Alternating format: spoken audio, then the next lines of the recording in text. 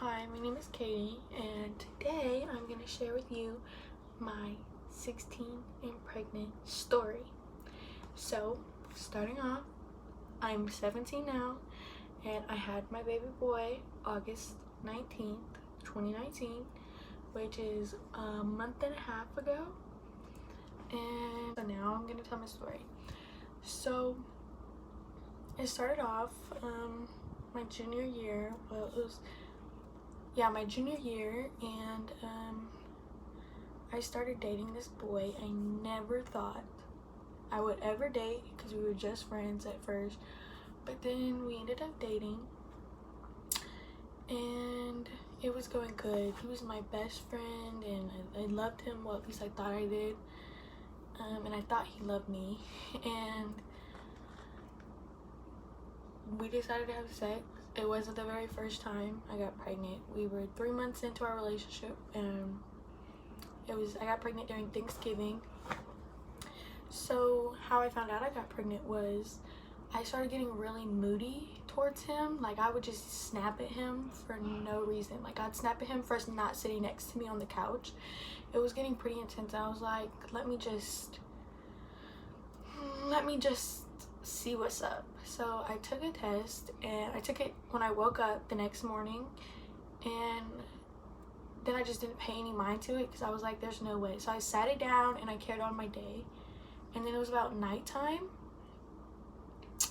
and I looked at it and it said pregnant. It was the one that said pregnant, not pregnant, the clear blue one.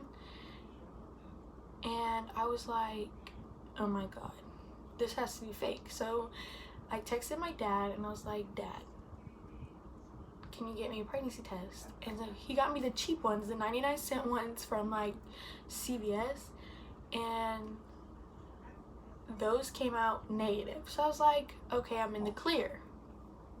But then I was still skeptical because by a couple days have passed, like 4 days I think, and my period did not come, and it should have came already. And so I went to the store and I bought 16 pregnancy tests. I know that sounds like a lot, but I'm kind of crazy and I needed some reassurance. So I took them all. Well, I took them all during the night, like different times that evening, and they all came back positive, and I was freaking out. I called my mom, and my mom was like, what do you want to do? And she started telling me options, and she was like, I don't want to say his real name. Let's call him Billy. So he was like, is Billy really going to stay around? Is Billy really going to help you? And I was like, Mom, I honestly think he's going to stay around and he's going to help me. I really do. So, and my mom was very skeptical on it. She ended up being right. But then December 1st came and I decided to tell him. It was my biggest regret. I wish I never told him that time, because I told him and he immediately said, get an abortion. Like, he didn't even think about it. He said, get an abortion. And that was his answer the next 5 times we talked about it. So the whole month of December, all the way till January 1st, we argued. Like, we argued every single day. We broke up. We got back together. We broke up. I said some hurtful things. He said some hurtful things. And it kind of messed us both up in the head of what we said to each other. Mostly me. I did say some hurtful, mean things to him because I really thought he was gonna walk out on me and not help me and all that, and it ended up being true. But so then January 1st came and we were together. We spent New Year's together. It was okay. And then a couple weeks later, we broke up. We had a horrible falling out. Horrible. It was horrible. We didn't speak to each other. We didn't talk to each other. Nothing. His mom hated me. His mom hated my parents. It was bad. It was really bad. So then we just ignored each other. We didn't talk. Well, I persuaded him. Well, I texted him all the time trying to get back with him because I really didn't want my child to grow up in a broken home. Like, I tried to get back, and he always said no, and he was like, da-da-da this, da-da-da that. So I was like, okay. And then one day he told something to his friends. Well, I heard that he told something to his friends, and it really made me mad. And I went off on him, and I texted his mom. I was like, "You're never gonna see his kid." Da da da da. I was just going off. I automatically regretted it after I said it all, and I calmed down.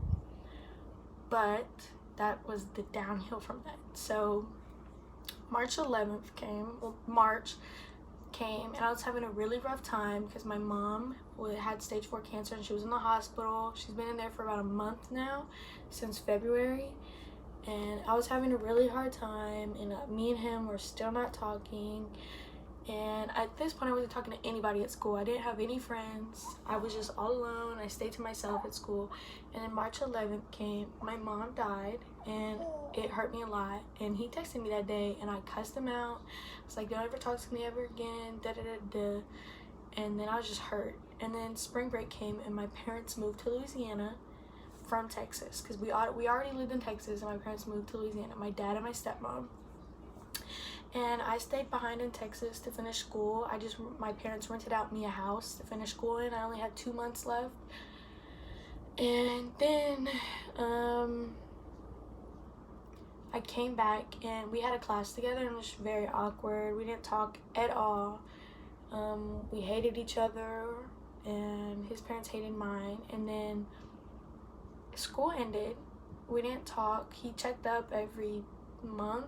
He said, "How's the pregnancy going?"